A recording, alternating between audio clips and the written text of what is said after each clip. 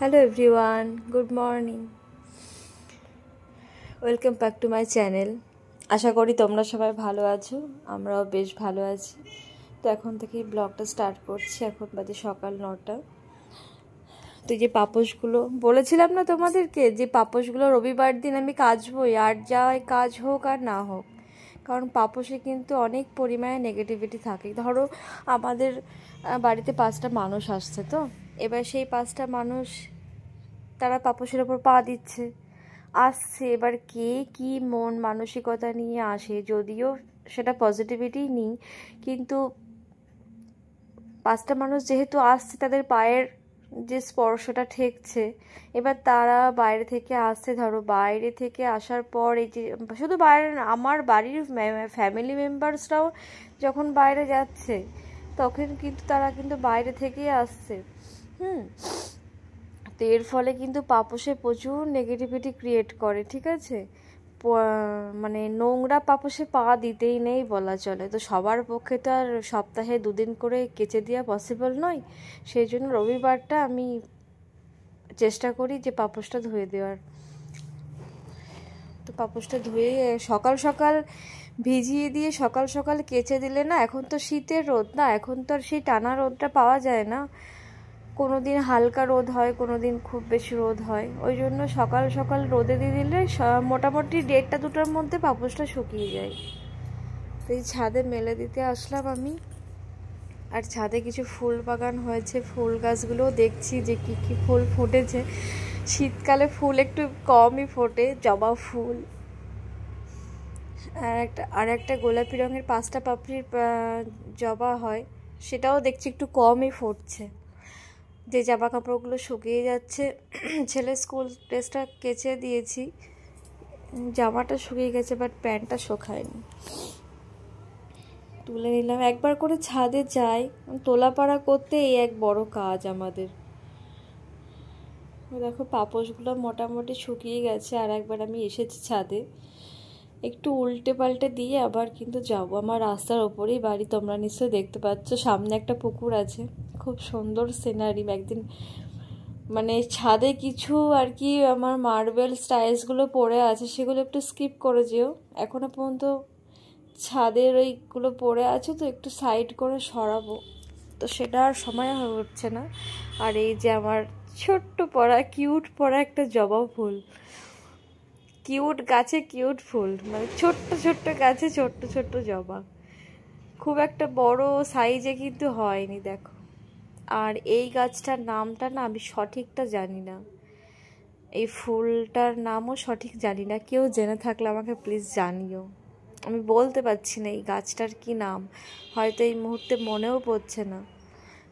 আর আমার অনেক দিনের শখ ছিল আমার বাড়িতে একটা পিঙ্ক কালারের জবা ফুল হবে, তো সেটাও হয়েছে।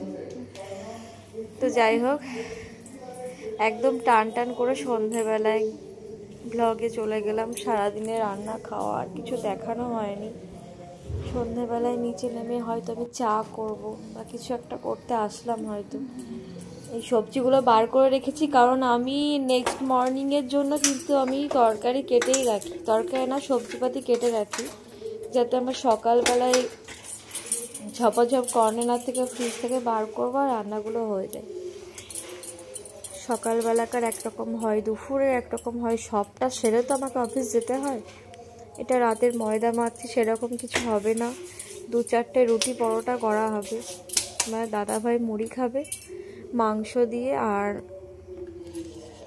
তো দুপুরের পর থেকে আর ক্যামেরা সামনাসামনি রুটি আসা পরোটা হয়নি, কিছু একটা হবে, ঠিক আছে। তারপরে রান্না বান্না এগুলো ছিল, আর হচ্ছে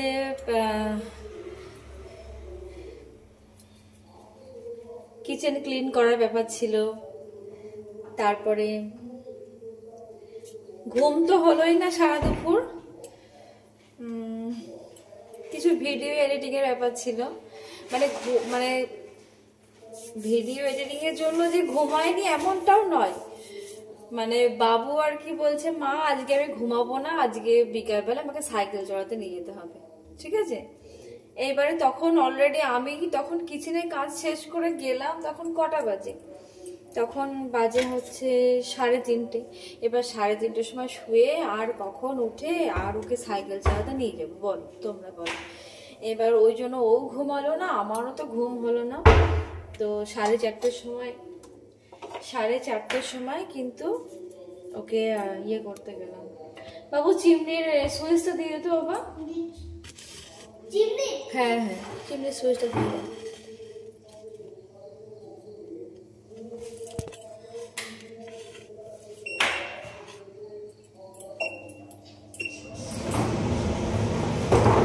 তো তারপরে হচ্ছে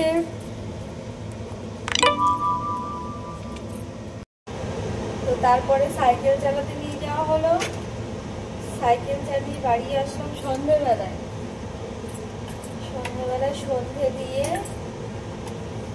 সন্ধে দেওয়ার পর বাবুকে একটু খেতে দিলাম। খাওয়ানোর পরে আমি নিজে চা খেলাম। চা খাওয়ার পর তারপরে কিন্তু ওকে নিয়ে পড়াতে বসে গেলাম, কারণ ওর 25 তারিখ থেকে পরীক্ষা। ওকে পড়াতে বসালাম, উঠালাম 8টা 8:30 হবে, তখন ওকে পড়িয়ে টড়িয়ে উঠালাম। তারপরেও আমার কিছু ভিডিও এডিটিং কাজ ছিল, তো ভিডিওটা আপলোড করলাম। অনেকটাই টাইম লাগে, অনেকটাই। তারপরে আমি ফাইনালি কিচেনে আসলাম। পরোটার শেপটা কেমন হয়েছে প্লিজ জানিও, কারণ আমার পরোটার শেপটা আমাকে ফার্স্ট শিখিয়েছিল আমার শ্বশুর মশাই। আমি তো এত সুন্দর করতাম না, মানে হজবরল বা কি যে একটা শেপ হতো আমি নিজেও জানি না ওটা কি পরোটা না রুটি, কিছুই জানতাম না। তো বাবা মানে আমার শ্বশুর মশাই পরোটার শেপটা শিখিয়েছিল, কিন্তু আজকেরটা খুব সুন্দর হয়েছে বলো।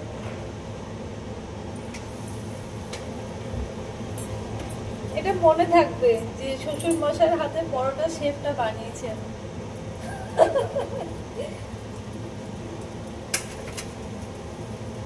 শিখেছি আর বাবার কাছ থেকে।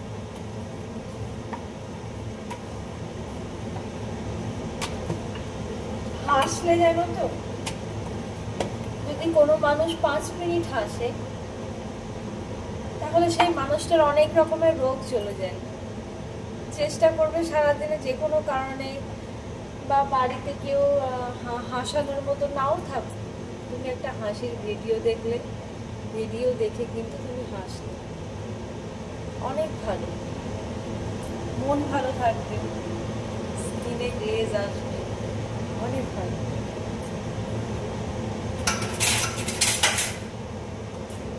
আর সন্ধেবেলায় চেষ্টা করবে মেডিটেশন করার। আমি বিশ্বাস করতাম না, কিন্তু আমি ফল পেয়েছি। সব দিন হয়তো হয়ে ওঠে না, তবে চেষ্টা করি প্রায় দিনই 5 মিনিটের জন্য হলেও কিন্তু আমি মেডিটেশন করার।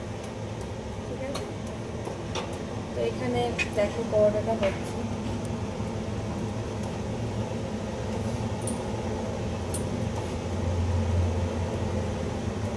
ছেলেকে দেবো পরোটা দিয়ে আর মাংস দিয়ে আর আলু ভাজা দিয়ে রুটি। আলু ভাজা দিয়ে খাবে।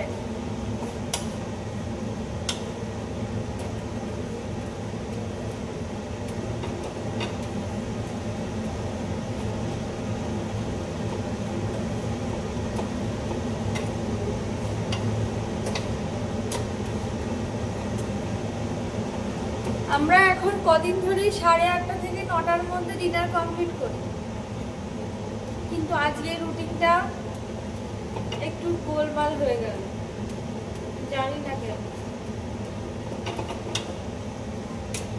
ওই যে মোবাইল নিয়ে বসলেই মানে সব কিছুই আমার মনে হয় গন্ডগোল হয়ে যায়, কোনো কিছু টাইম ম্যানেজমেন্ট হয় না।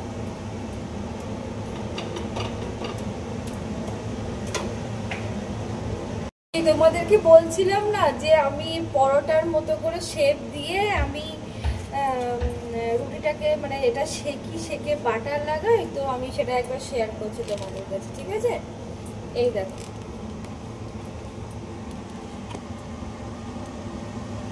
এটা কিন্তু এই যে বাটারটা লাগিয়ে দিচ্ছি, এটা পুরো সেকা রুটি, এটা পুরো সেকা, মানে পুরো পরোটা শেপ দেয়। এখানে নো অয়েল নো বাটার, ঠিক আছে?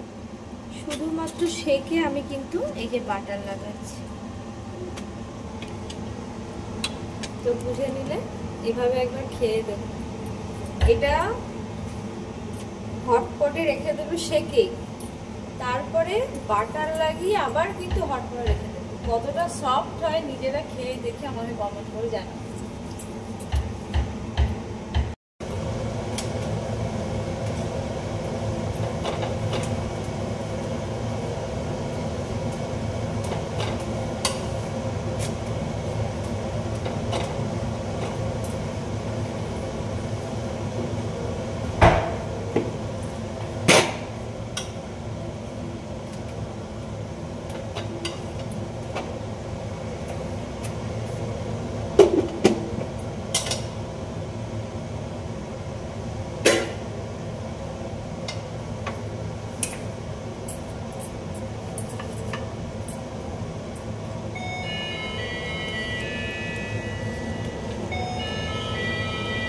আজকে ডিনারে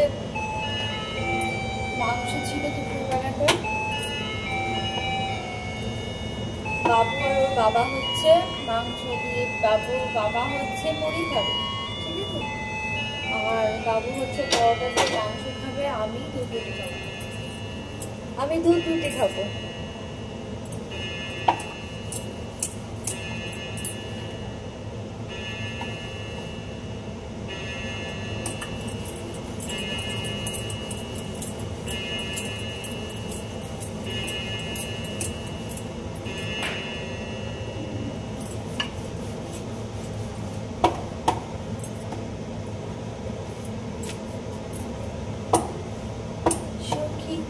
ভাবনা কাহারে বলে সখী, যাতনা কাহারে বলে, তোমরা যে বলো দিবস রজনী, ভালোবাসা ভালোবাসা, সখী ভালোবাসা করে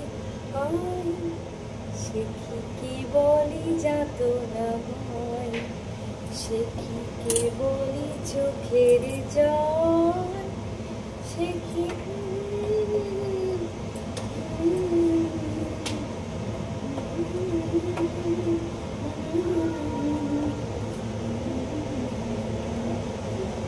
আমি ডান্স করি, জানো তো তোমরা? আস্তে আস্তে সবই জেনে যাবে।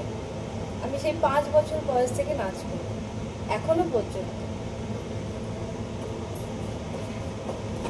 আমি অনেক কম্পিটিশনে প্রোগ্রামে নাম দিয়েছি, সেখানে সব জায়গায় বেশিরভাগ জায়গাতেই আমি ফার্স্ট হয়েছি। আমার প্রাইজও আছে ঘরে, চাইলে দেখাতে পারি। হ্যাঁ বলো। আর বন্ধুরা জানো এখন মায়ের কত বছর বয়স? 35। বলেই দিল, তোমাদের কাছে আর লুকানোর কোনো ব্যাপার নেই।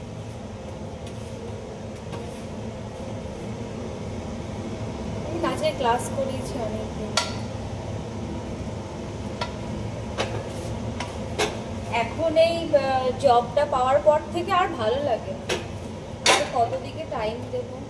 তবে বাবা বলে যে রবিবারটা সন্ধ্যেবেলাটা একটুখানি টাইম করে ক্লাসটা করাও, আর ভালো লাগে। আমি আমার নিজের জন্য হয়তো প্র্যাকটিস করার জন্য হয়তো করি। ক্লাস করালে কি হয় জানো, একটা চাপের মধ্যে থাকতে হয় যে এই ক্লাসের দিন আমাকে এই নাচটা তোলাতে হবে, ঠিক আছে? এবার তার জন্য আমাকে সেটা প্র্যাকটিস করে রাখতে হবে।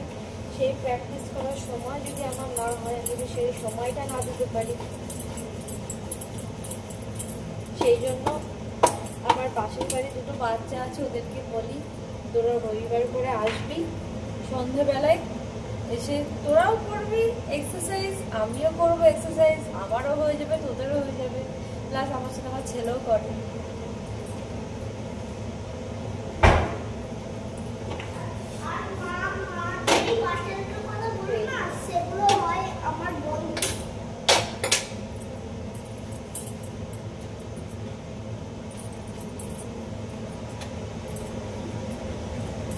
ধরে রাখবো সবকিছু। কিছুই হয়, তাই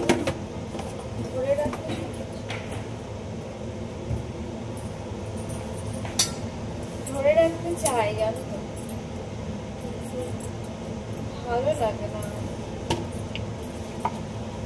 তবে সোশ্যাল মিডিয়ায় যুক্ত হয়েছি, যদি তোমরা কেউ খুব রিকোয়েস্ট করো দিদি ভাই একটা নাচ দেখাও, তখন আমাকে হয়তো করতে হবে।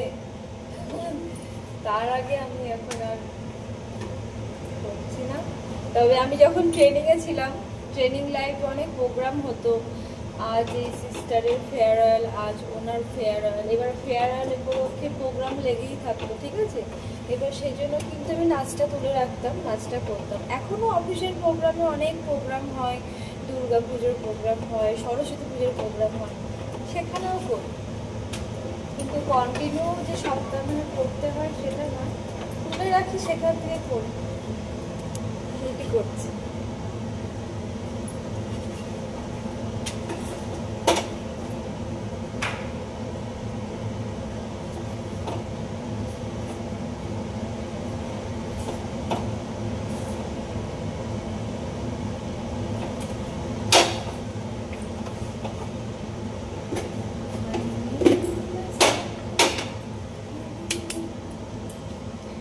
তিনটে পরোটা, দুটো রুটি,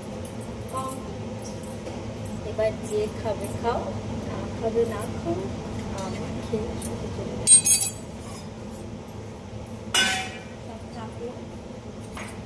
ভাবলাম এই সবজিগুলো আজকে আমি উদ্ধার করব, ঠিক আছে।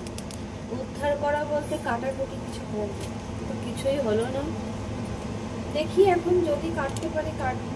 এই যে উচ্ছে দিয়ে, কুমড়ো দিয়ে, বরবটি দিয়ে একটা সেই মানে কি বলবো, সেই ছক্কা হয় না, উচ্ছে কুমড়োর ছক্কা, সেটা হবে। আর এটাকে ভাবলাম কেটে কুটে রেখে আমি কন্টেনারে ফুলের মতো করে সাজিয়ে রাখবো। কিছুই আর হলো না। অলরেডি কটা বাজে? 10টা বেজে গিয়েছে। এবার খেতে নিতে সব কিছু করতে নিতে কিন্তু অনেকটাই দেরি হয়ে যাবে। তো চলো সবাইকে, এখানে সবাইকে গুড নাইট বলে দিই। খাওয়ার আগে গুড নাইট বলছি, কেউ রাগ করবে না, টাটা।